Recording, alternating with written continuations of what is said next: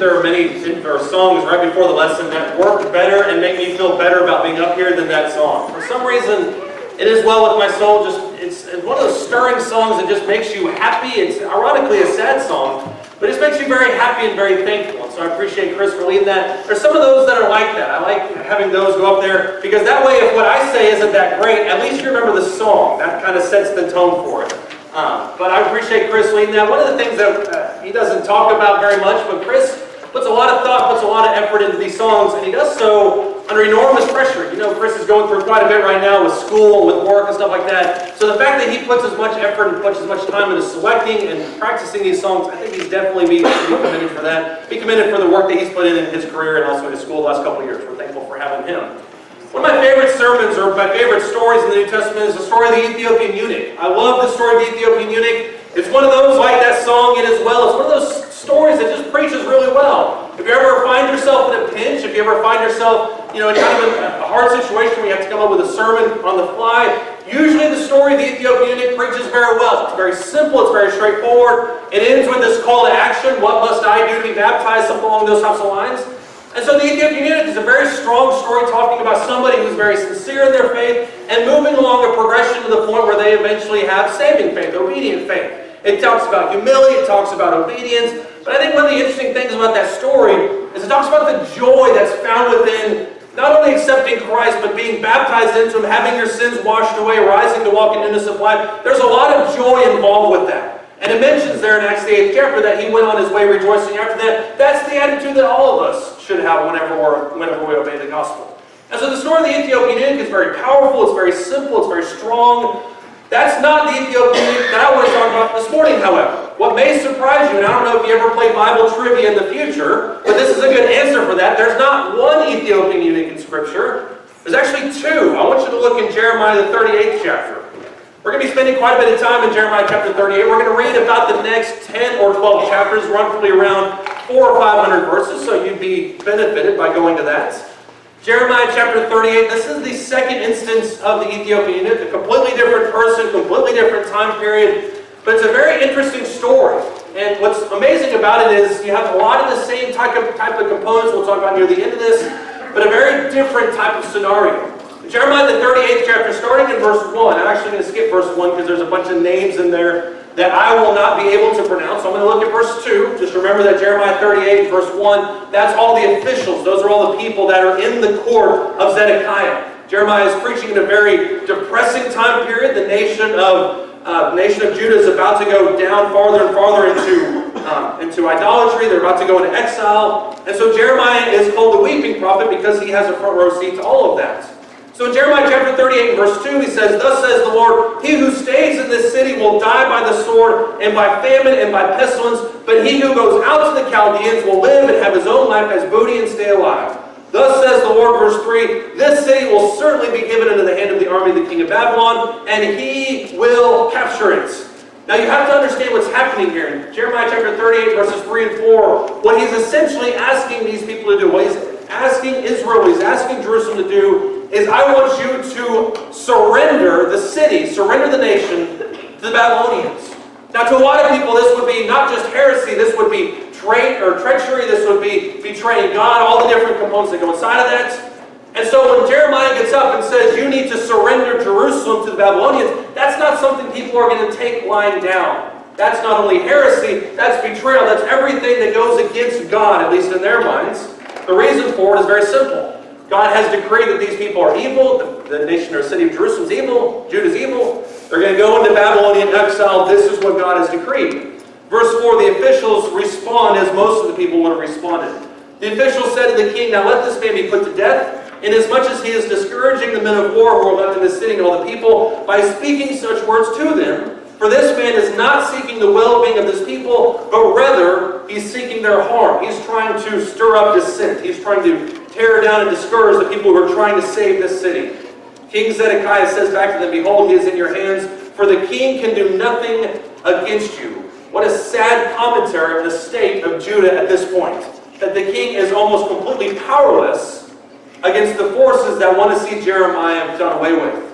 Verse 6, they take Jeremiah, they cast him into the cistern of Malchijah, the king's son, which was in the court of the guardhouse, and they let Jeremiah down with ropes. And just to add more detail to how horrible the situation is, now in the cistern there was no water, but there was only mud, and Jeremiah then sank into the mud. It's a pretty depressing situation for anybody to be in. Jeremiah has spoken the will of God, said for the fact that Judah is going to be taken away, Jerusalem is going to be captured, everyone's going to be killed, and for speaking out for that, for God, he's then put in a cistern.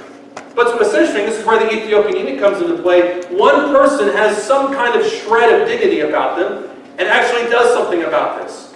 In verse 7, but Ebed-Melech, the Ethiopian eunuch, while he was in the king's palace, heard that they had put Jeremiah into the cistern. Now the king was sitting in the gate of Benjamin, and Ebed-Melech went out from the king's palace and spoke to the king, saying, My lord the king, these men have acted wickedly in all that they have done to Jeremiah the prophet, whom they have cast into the cistern, and he will die right where he is because of the famine, because there is no more bread in the city. Notice, for instance, that the Ethiopian eunuch in this verse has the courage that the king did not.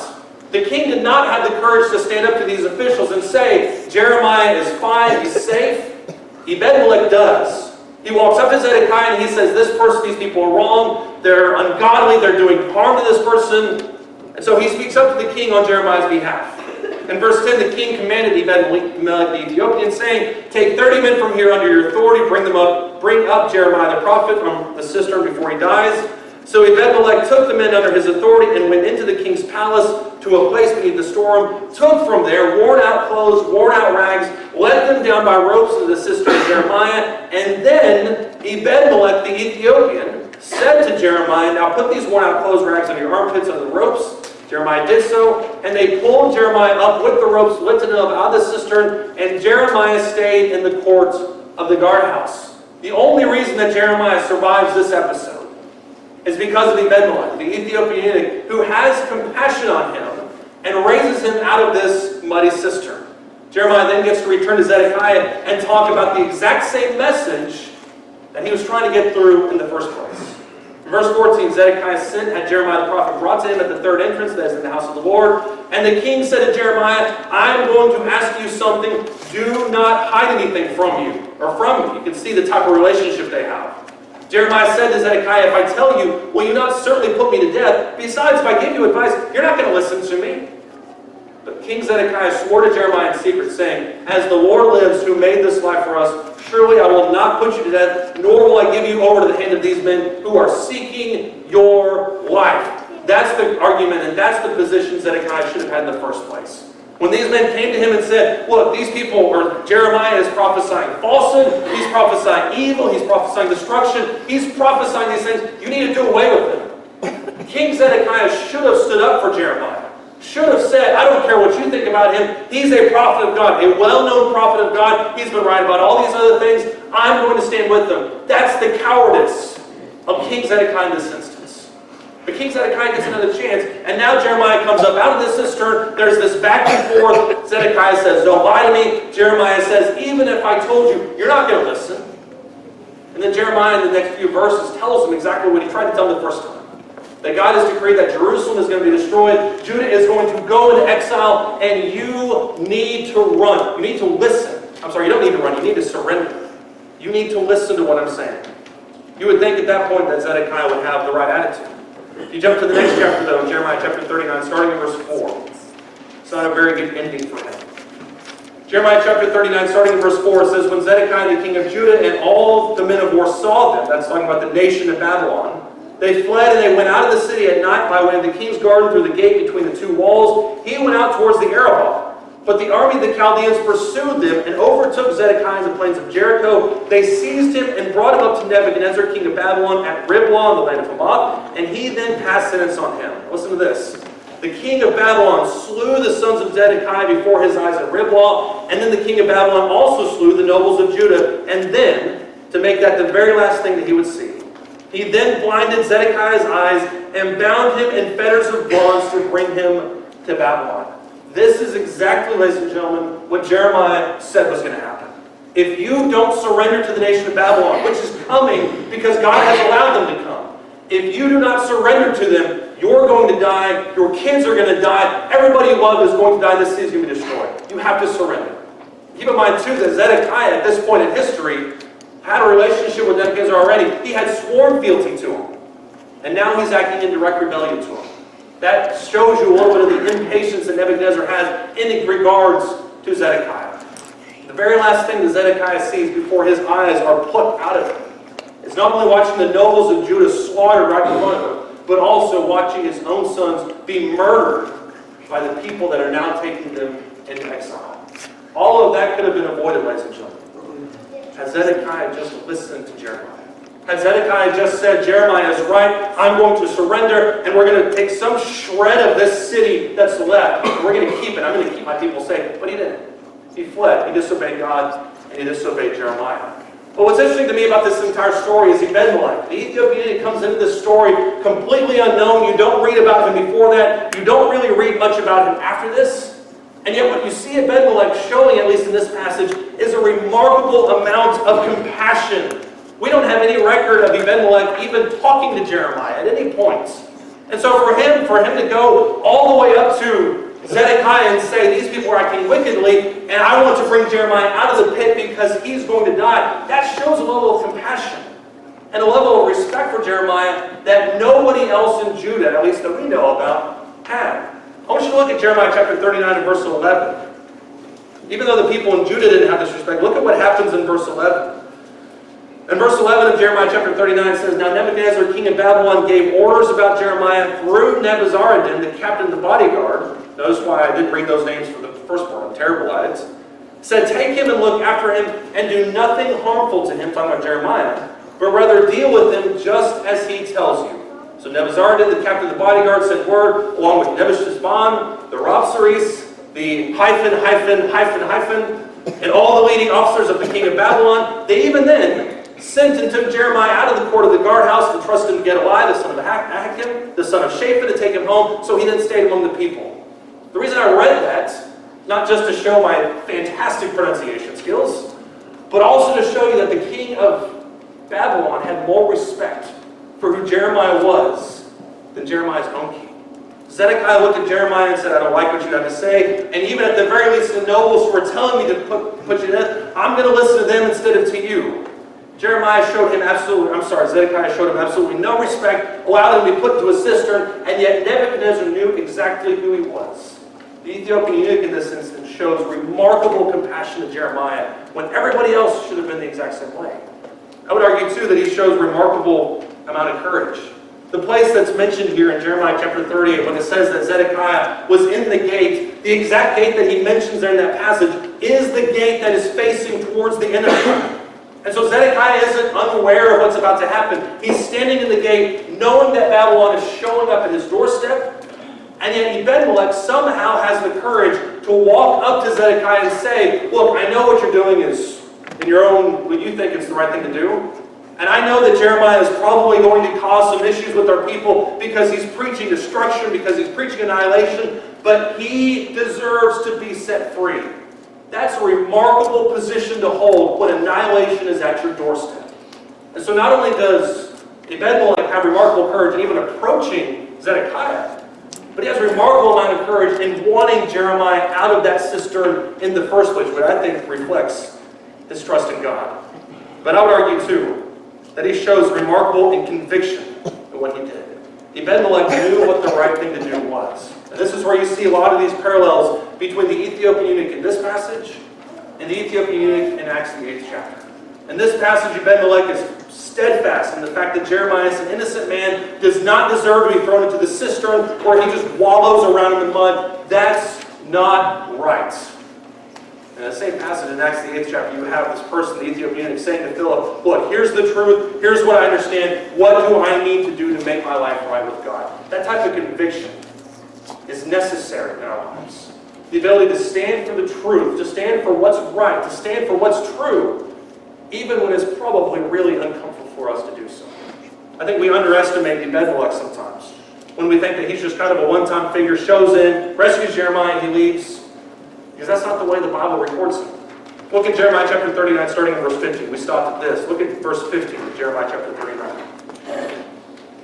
Jeremiah chapter 39, starting in verse 15. It It says, now the word of the Lord had come to Jeremiah. This is after Zedekiah has been killed, or taken off in exile.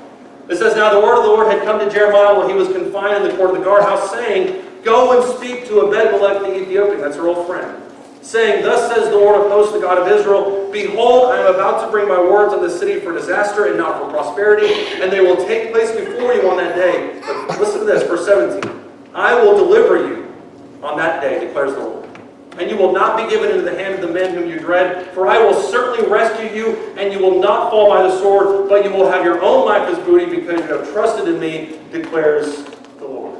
Notice how the Ethiopian in Jeremiah chapter 38, chapter 39, is able to save his own life by virtue of his faith in God, his compassion, his courage, and conviction. And this exact same thing happening in Acts the 8th chapter, where the Ethiopian Eunich is in a spiritual situation where he needs to have salvation. He reads about salvation in Isaiah, and he asks, what can I do to be saved? What keeps me from being baptized? That's the type of that compassion, that courage, that conviction that results, ladies and gentlemen, ultimately in salvation, spiritual in Acts 8, and physical salvation happening here in Jeremiah chapter 39. It's really remarkable, and we've kind of gone quickly through that. It's really remarkable when you think about just how similar these types of stories are. Because what you notice when you take a step back and you look at both of these stories is that both Ethiopian eunuchs displayed enormous faith in God. Ebed-melech had absolutely no reason for doing what he was doing. The courage, compassion, and conviction, all those things, there's no rational reason for him to do that. Because every single step that he was making was taking and encouraging Judah to go into exile. And yet what he understood was the fact that this was the word of God. This is what God had decreed, and he probably didn't have to look too far to see the immorality that God talked about. And so he displayed this enormous faith towards God that he even actually makes this mention in the first place. Trust Jeremiah, goes out to save him. But then you also have the Ethiopian eunuch.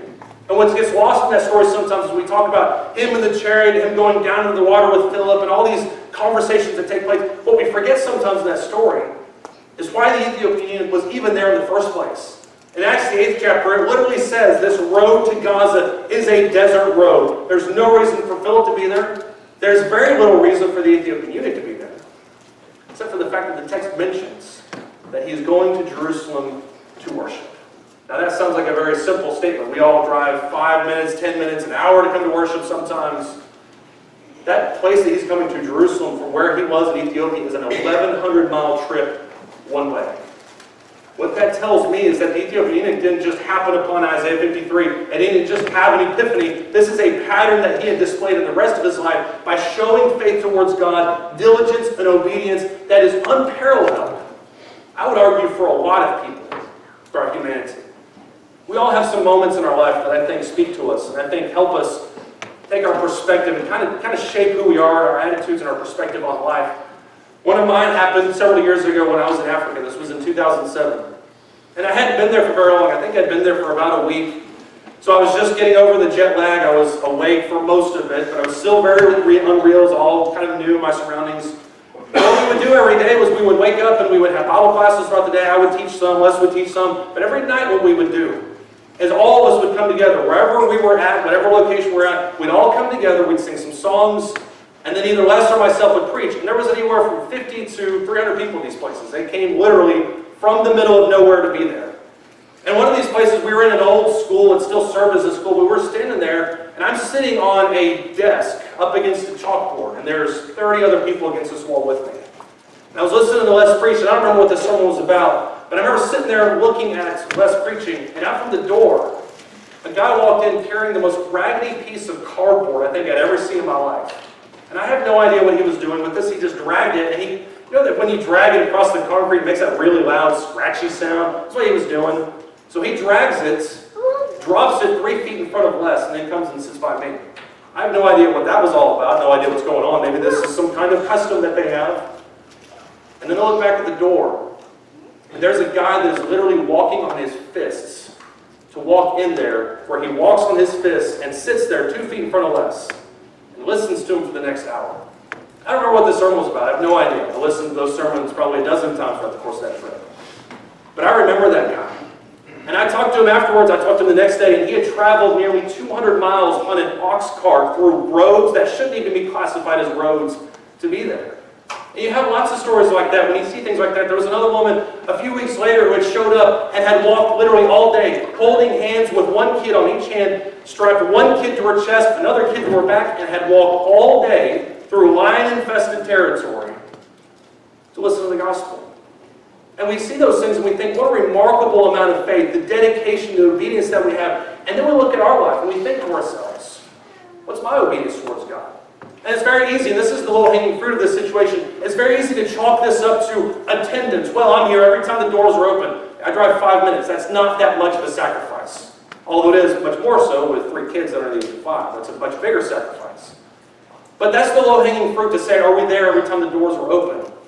We have to ask ourselves, too, what's my dedication to God's Word?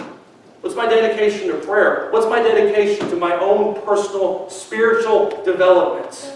Because the Ethiopian eunuch, both of them, neither of these events happened in a vacuum.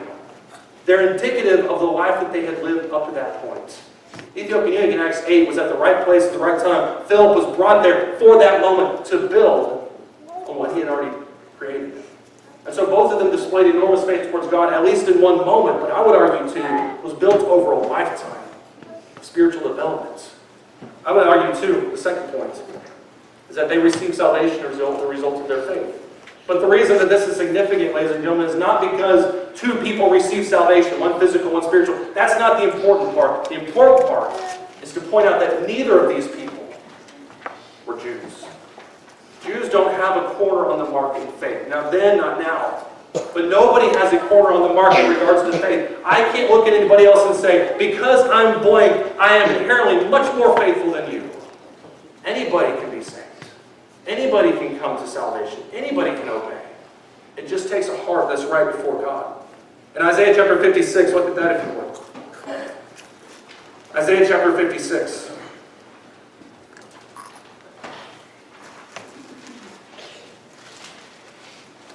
Isaiah chapter 56, starting in verse 1.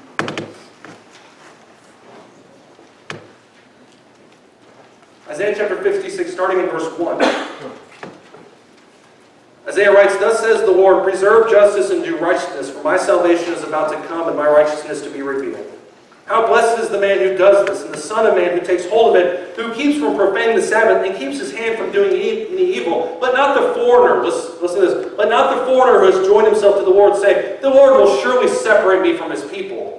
Nor let the eunuch say, behold, I am a dry tree. For thus says the Lord, to the eunuchs who keep my Sabbaths, and choose what pleases me, and hold fast to my covenant, to them I will give in my house and within my walls a memorial, and a name better than that of sons and daughters. I will give them an everlasting name, which will not be cut off.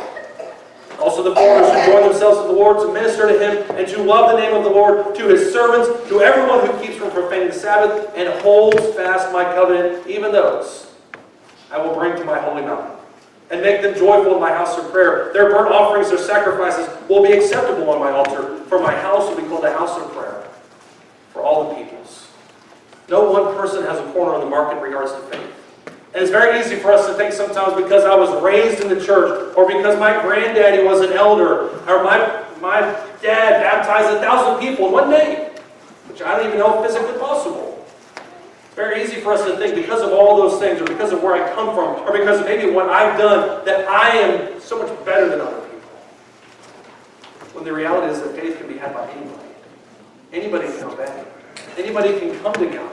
And you see that with both stories of the Ethiopian eunuchs, and you see that here in the Old Testament, Isaiah chapter 56. I want you to look at Mark the 7th chapter too. In Mark chapter 7, we're going to read in verse 24, but I want you to look at the text leading up to this. In Mark the 7th chapter, starting in verse 24. What you have leading right up to this is a discussion from Jesus with his companions. I was wondering why that looked wrong, and that's because I was in Mark 6. Look at Mark 7. Starting in verse 14, going down to verse 24. What you have is this discussion with Jesus and his apostles, where he says very simply there in verse 18, "Do you not understand that whatever goes into the man from outside cannot defile him, because it doesn't go into his heart, but into his stomach?" And he was saying that which proceeds out of the man, that's what defiles the man. And what Jesus is pointing out in these passages in Mark the 7th chapter is, it doesn't matter so much what you eat, it doesn't matter what you put into your body, as much as what comes out of it. Lies, treachery, deceit. Unfaithfulness, that's a bad thing. That's what matters. Whether or not you obey, whether or not you listen, whether or not we pray towards God, that's what really matters. And you see that put into almost immediate effect in verse 24 when you have the Syrophoenician woman who is a Gentile show up to Jesus. It says that Jesus got up and went away there in verse 24 to the region of Tyre. And when he had entered a house, he wanted no one to know of it, yet he couldn't really escape notice. Mark puts those little tidbits in there throughout the entire book. It says in verse 25, after hearing of him, a woman whose little daughter had an unclean spirit immediately came and fell at his feet. Now the woman was a Gentile, the Syrophoenician race. And she kept asking him to cast the demon out of her daughter. And he was saying to her, let the children be satisfied first, for it is not good to take the children's bread and throw it to the dogs. A lot of people in that regard would say that Jesus was being unfair. Jesus was being racist. Jesus was being selective. I don't think that's what Jesus was doing here. Because when you look at what immediately happens, what I think Jesus is pointing out is how important faith is. In verse 28, he knows what this woman's going to say. She answered and said to him, yes, Lord, but even the dogs under the table feed on the children's crumbs. What a fantastic statement of humility and a fantastic statement of faith. Verse 29, he said to her, because of this answer, go. The demon has gone out of your daughter. And having gone back to her home, she found the child lying on the bed, the demon having left. What's the lesson, ladies and gentlemen? What's the issue? What's the point? The point is that faith isn't selective. Faith isn't something that only comes to a certain group of people. It's not something that only comes to a certain race of people. It can be had by anybody, it can be developed by anybody, and it can be obeyed by anybody. Regardless of their background, regardless of their position, regardless of their race. That's the attitude that we need to have moving forward. So the question I have for you this morning is, do you have the faith of a Gentile? One of my favorite stories in the entire Bible comes 2 chapters after, Acts chapter 8. It's the story of Cornelius. Cornelius was a person, very honestly, who had absolutely no hope of salvation. He was a Gentile, he was a Roman, he was a centurion, no hope of salvation. And yet he still does works and displays faith that are great, much greater than what the Jews were doing at that time. And because of that faith, knowing that he could never truly be a child of God, because of that faith, God allowed him to be the first Gentile convert. What a fantastic statement of faith that Cornelius had. That his love for God was so great that it didn't really matter whether or not he could be a Jew or not. The only thing he knew was that he believed in God. And he acted on that faith. So let me ask you this again. Do you or do I have the faith of the Gentile? Do I have that belief that's not born out of heritage? That's not born out of tradition? That's not born out of what Ken happened to tell me one time when I was on the road to Damascus? Do I have a faith that is grounded in the truth, and am I willing to act on it like these two Gentiles did? If that answer is yes, the gates of heaven are open to us. If I have that faith that doesn't care about the superficial aspects of life, but only cares what obedience to God, then that's what God cares about. That's what God wants. If you have the faith of the Gentile and you're not baptized, I'm here to tell you right now, you can make that calling election sure. You can come forward, you can put him on through the waters of baptism. Don't stand just yet. Got 2 more seconds left. But if you're apart from God, and you realize that these people, these 2 Ethiopian eunuchs, show much greater faith than I have, I'm here to tell you it's not too late. We can turn our life around, we can come back to Him. We can make our calling election sure in that regard. The only thing we ask now is that you come always stand and sing.